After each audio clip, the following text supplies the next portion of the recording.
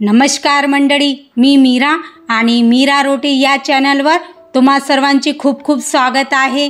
आज आपण एका अशा विषयावर बोलणार आहोत जो आपल्यापैकी अनेकांना कधी ना कधी सामोर जावे लागते।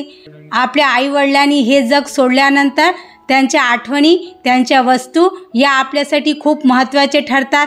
पण काही वेळा घाईघाईत आपण अशा चुका करतो ज्यांचा पश्चाताप आपल्याला आयुष्यभर होतो। आई वडील हे आपल्या जीवनातील सर्वात महत्त्वाचे व्यक्ती असतात। त्यांचे प्रेम, त्यांचे आशीर्वाद, त्यांचे मार्गदर्शन हे आपल्याला प्रत्येक पावलावर साथ देते। ते आपल्यासाठी जे काही करतात त्यांची परतफेड आपण कधीच करू शकत नाही। पण जेव्हा ते आपल्याला सोडून जातात तेव्हा त्यांच्या आठवणी, त्यांच्या वस्तू या त्यांच्या अस्तित्वाची आठवण करून देतात। त्यांच्या निधनानंतर त्यांच्या वस्तूची विल्हेवाट लावताना आपण अनेकदा भावनिक होतो। काही लोक दुखात असताना, तर काही लोक जागा कमी असल्यामुळे किंवा इतरांच्या दबावामुळे त्यांच्या वस्तू फेकून देतात। पण थांबा, अशी घाई करण्यापूर्वी एकदा विचार करा, कारण या वस्तू फक्त निर्जीव वस्तू नसतात, तर त्या त्यांच्या आठवणी, त्यांचे प्रेम आणि त्यांचे आशीर्वाद घेऊन येतात। त्यांच्या वस्तू आपल्यासाठी एक भावनात्मक लंगर म्हणून काम करतात। जेव्हा आपल्याला त्यांची आठवण येते तेव्हा त्यांच्या वस्तूंना पाहून, त्यांना स्पर्श करून आपल्याला एक वेगळा दिलासा मिळतो।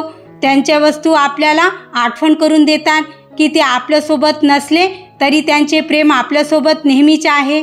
अनेकदा त्यांच्या वस्तूबरोबरच काही महत्त्वाची कागदपत्रे जसे की विमा पॉलिसी, बँकेचे पासबुक, प्रॉपर्टीचे पेपर्स किंवा काही महत्त्वाची दस्तऐवज असतात। घाईघाईत या वस्तू फेकून दिल्यास भविष्यात तुम्हाला अनेक अडचणींचा सामना करावा लागू शकतो। त्यामुळे कोणतीही वस्तू फेकून देण्यापूर्वी ती व्यवस्थित तपासा। त्यांच्या वस्तू आपल्यासाठी एक टाईम कॅप्सूल असतात। ते आपल्याला भूतकाळात घेऊन जातात, आपल्याला त्यांच्यासोबत घालवलेले क्षण आठवून देतात। त्यांच्या आवडीचे कपडे, त्यांचे पुस्तकं, त्यांचे चष्मा, त्यांची डायरी या प्रत्येक वस्तू त्यांची आठवण दडलेली असते। काही लोक नंतर या वस्तू फेकून दिल्याबद्दल खूप पश्चाताप करतात। त्यांना वाटते की त्यांनी मोठी चूक केली, पण तोपर्यंत वेळ निघून गेलेली असते। त्यामुळे असा पश्चाताप करण्यापेक्षा सुरुवातीलाच विचारपूर्वक निर्णय घेणे महत्त्वाचे आहे। मग करायचे काय? त्यांच्या वस्तूची विल्हेवाट कशी लावायची? घाई करू नका, त्यांना जाऊन काही काळ जाऊ द्या। तुमचे मन थोडे शांत झाल्यावर निर्णय घ्या। वस्तूचे वर्गीकरण करा। कोणत्या वस्तू भावनिकदृष्ट्या महत्त्वाच्या आहेत, कोणत्या उपयुक्त आहेत आणि कोणत्या अनावश्यक आहेत याचे वर्गीकरण करा। महत्त्वाची कागदपत्र बाजूला ठेवा। सर्व कागदपत्रे व्यवस्थित तपासा आणि महत्त्वाची कागदपत्रे सुरक्षित ठेवा। भावनिक वस्तू जतन करा। त्यांच्या आवडीचे कपडे, पुस्तके, फोटो, दागिने यासारख्या भावनिक वस्तू जतन करा।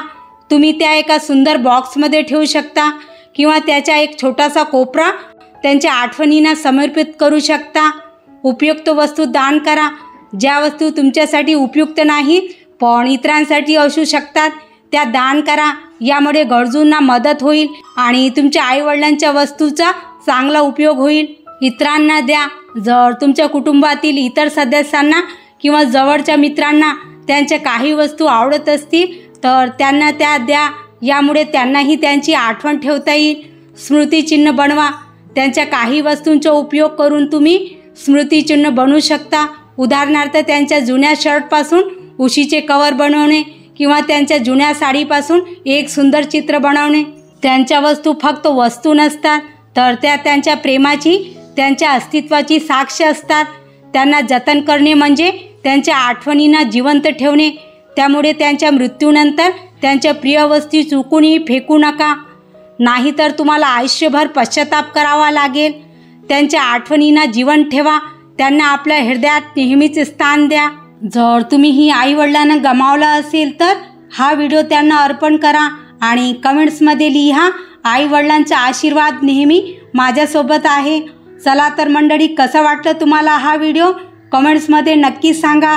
व्हिडिओ आवडल्यास लाईक आणि शेअर करा व अशाच नवनवी व्हिडिओ पाहण्यासाठी चॅनलला सबस्क्राईब करा। तर चला पुन्हा भेटूया एका नवीन व्हिडिओसोबत।